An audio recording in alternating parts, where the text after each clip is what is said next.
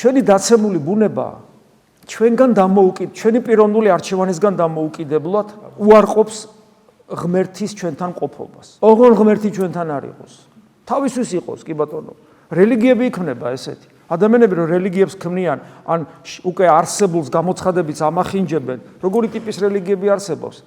ან ისეთი ტიპის რელიგია არსებობს, რომ კი ბატონო ღმერთი, მაგრამ ღმერთი არ არის პიროვნება, ღმერთს არ აქვს ცნობიერება, რაღაცა ენერგიაა და მე ამ ენერგიასთან, ენერგიის რითმში რაღაც ვიბრირებას ვიწყებ მედიტაციით და ჩემს საქმეს ვაკეთებ. ეგ ერთი.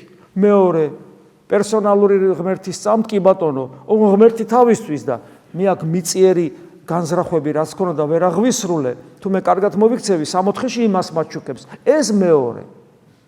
ჩვენ არც ერთი ვართ და არც მეორე. როგორ შეიძლება ღმერთს პიროვნულობა და მოაზროვნეობა წაართვა? ერთი. და როგორ შეიძლება რომ ღმერთი არსებობდეს და ჩემი ბედნიერების წყარო იყოს რაღაცა ცხოვრების წესი, თუნდაც დაუსრულებელი და არა ღმერთი, რომელიც არის სიცოცხლის და შესაბამისად სიყვარულის და ყოველგვარი ბედნიერების წყარო. ჩვენ ვართ ის ადამიანები, ქრისტიანები, რომლებიც ღვთისწყალობით მივხვდით, მაგრამ ეს მიხვედრა არ მინდა ჩვენ დამსახურებად აღვიქვათ. ღვთისწყალობით ვიცით, მოდი ესე ვთქვათ, ღვთისწყალობით ვიცით, რომ თავარი არის ღმერთი. იმიტომ რომ ის არის სიცოცხლე, სხვა სიცოცხლე არ არსებობს და ჩვენ მასთან გვინდა და ჩვენ ისიც ვიცით, რომ ჩვენი ქვეცნობიერი დაცემული ბუნება მას უარყოფს და ჩვენ პირველ რიგში ბრძოლა ჩვენს არჩევანს, რომ ქრისტე გვინდა, ჩვენს არჩევანს უპირისპირდება ჩვენი დაცემული ბუნება. აი გახსოვთ დღეს რომ წავიკითხეთ მათეს სახარებაში. მოგები რომ ჩავიდნენ, მიმოიკითხეს და მეფესთანაც მივიდა ეროდი მეფესთან და ღმერთი რომ მოვა შენთან, ხო უნდა გაგიხარდეს. აი ღმერთი მოვიდა შენთან, არ უნდა გიხაროდეს? თან ეროდი მეფე იყო დაახლოებით ამ დროს 70 წლის. ანუ უკაცრავად თუ იმე 70 წლის არის, მაგრამ ესე უნდა თქვა, ბებერი იყო. ნუ მეც არა ვარ შორს მაგისგან, ასე რომ თქვენთანაც ვარ. ვინც არის 70 წლის.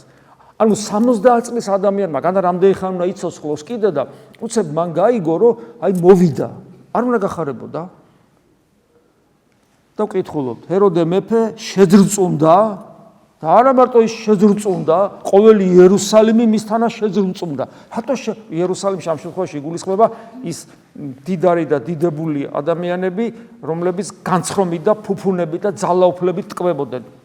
დიახაც, რომ განცხრომით, ფუფუნებით და ძალაუფლებით, ანუ ამას სოფლის სულით, როცა ადამიანი ტკბება, მას ცოცხალი თავით ღმერთი არ უნდა.